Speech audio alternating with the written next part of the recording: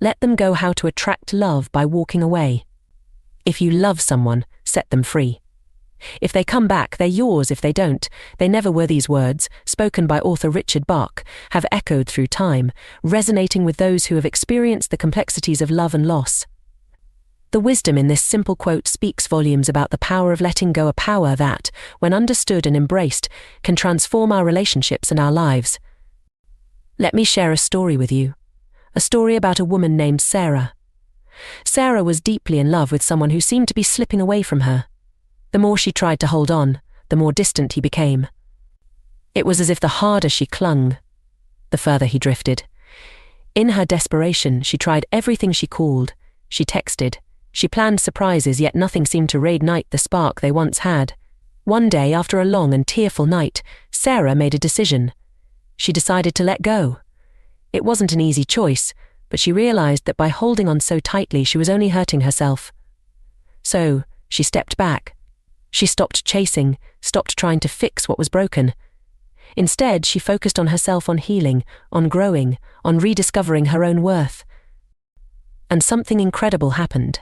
As Sarah let go, as she walked away with grace and dignity, something shifted. Not just within her, but in the relationship she had thought was lost. Suddenly, the person who had been so distant began to notice her absence. He reached out, not because she begged, but because her absence made him realize her value. This is the story of many who have discovered the counterintuitive truth. Sometimes, the best way to attract love is by walking away. The psychology of letting go. Let's delve into the psychology behind this idea. Why does walking away sometimes work better than holding on? Why does letting go often attract love, while clinging can drive it away? It all comes down to a psychological principle known as scarcity. In his influential work, Influence: The Psychology of Persuasion, Robert Cialdini explains how scarcity increases value. We tend to desire things that are rare, things that aren't easily accessible. When something or someone is always available, always within reach, we begin to take it for granted. Its value in our eyes diminishes. The same principle applies in relationships. When you're constantly available, always ready to give, you risk being taken for granted. You become the person who's always there, always giving, and in doing so you may inadvertently lower your perceived value. Now, consider the opposite. When you walk away, when you create space, you invoke the scarcity principle. You become less available, and as a result, more valuable. Your absence is felt. The person who once took you for granted may start to realize what they're missing. But this isn't just about playing games or manipulating someone's emotions. It's about self-respect. Walking away sends a powerful message not just to the other person, but to yourself. It says, I value myself enough to step back from a relationship that isn't fulfilling. It's a statement of self-worth, a declaration that you're not willing to settle for less than you deserve. Psychologists like Nathaniel Branden, a pioneer in the field of self-esteem, have long emphasized the importance of self-respect in relationships. When you respect yourself, you naturally command respect from others.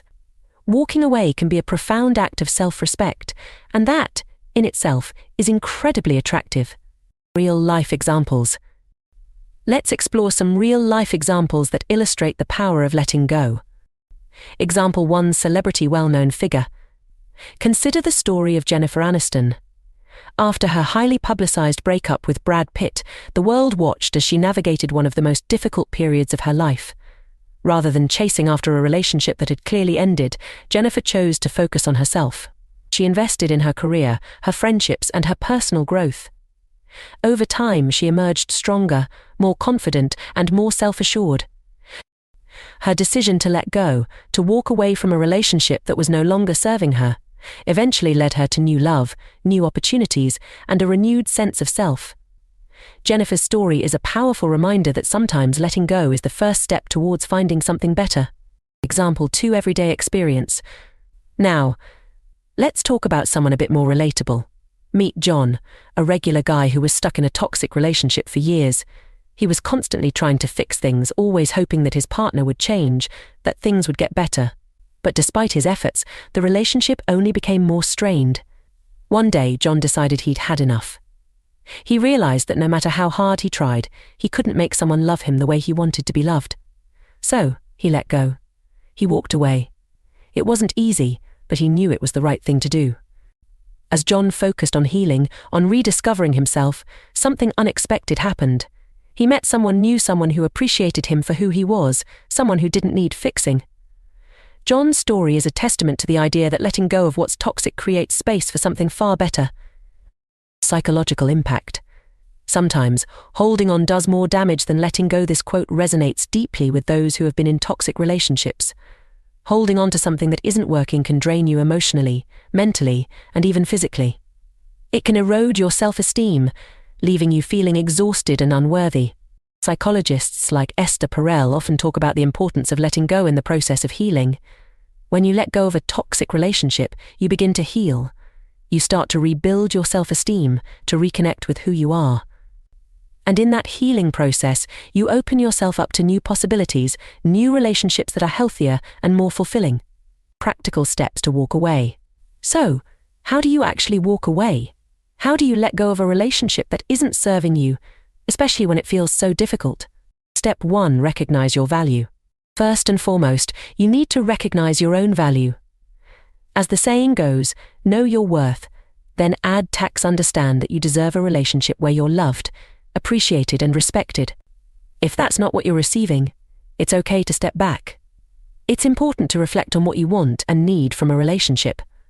Ask yourself, is this relationship meeting my needs? Am I being valued and respected? If the answer is no, it's time to consider walking away.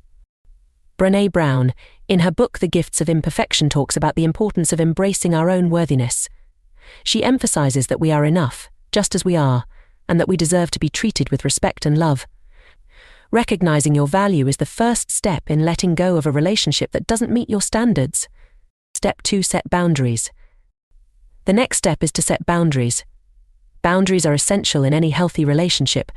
They protect your well-being and ensure that you're treated with respect.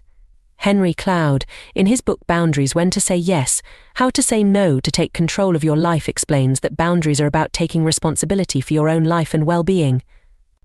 They're about knowing what's acceptable and what's not, and being willing to walk away if your boundaries are not respected. Setting boundaries might mean having difficult conversations, but it's crucial. It's about stating clearly what you need and what you won't tolerate, and if those boundaries are crossed, it's about having the strength to walk away. Step 3. Focus on self-growth. Letting go doesn't mean you're weak.